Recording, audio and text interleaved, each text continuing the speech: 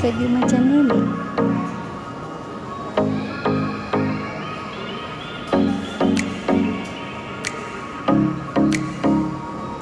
Kan.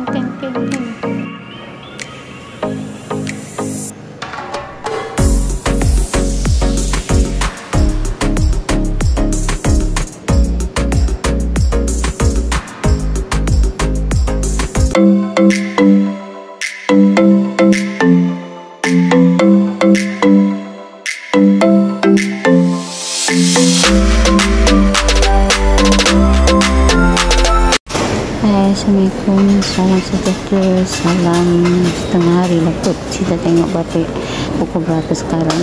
Kita berada di UIA buat check up lah, temu janji dengan doktor pakar tulang lutut Siti lah. Masa ni tak ada progres baru, cuma di x-ray kepada Siti sebab Siti sakit kepala scrub lah.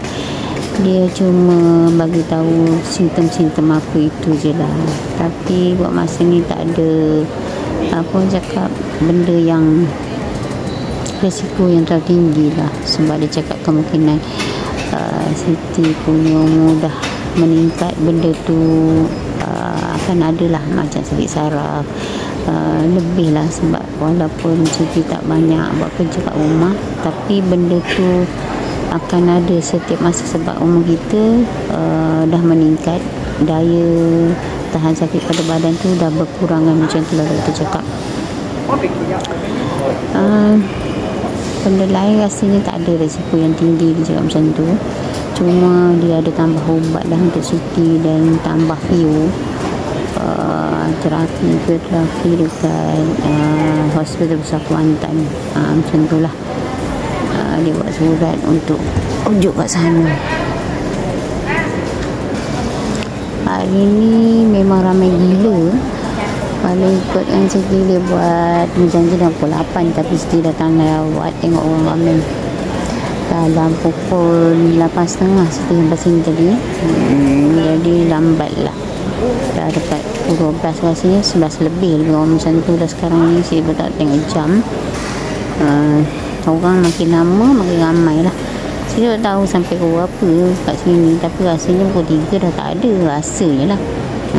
Ibu tak nak cakap lah, tengok dia punya jadual lah juga, berapa ramai orang yang diambil lah sini. Jadi Siti akan cek apa ni, akan datang jumpa doktor dalam bulan 6 untuk report yang akan datang lah macam tu. Nampak tak nak kereta tu? Ini pengangkutan kita nak pergi jalan ke belakang lah.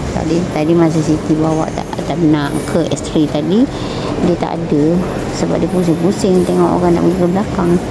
Jadi masa Siti sampai pertengahan tu, dia baru ambil orang dekat belakang. Jadi Siti dah sampai pertengahan, mengah jugalah nak sampai ke dekat x-ray dia dekat belakang sekali bangunan ni. Dengar juga lah jalan rasanya, sebab bagi orang biasa tak apalah, macam Siti ni kaki ni tak boleh gerak laju, jadi penat jugalah rasanya, berpeluh jugalah nak pergi ke tempat x-ray tu, sebab x-ray ni agak jauh kat belakang ni. Jadi dekat ada orang duduk kat peti tu, itu kat ambil ubat, cik suami ambil ubat. Siti duduk kat luar je sebab tak larat sangat dah bergerak. Dengan apa cakap, bila datang sini badan kita jadi letih. Bila kita jalan nak pergi buat x-ray tadi jauh, jadi kita cepat mengah dan letih lah. Mungkin disebabkan ketahanan badan Siti tu dah berkurang macam tu lah. Okeylah, sampai sini je. Jadi Siti jangan lupa like, subscribe, support Siti dulu. Assalamualaikum.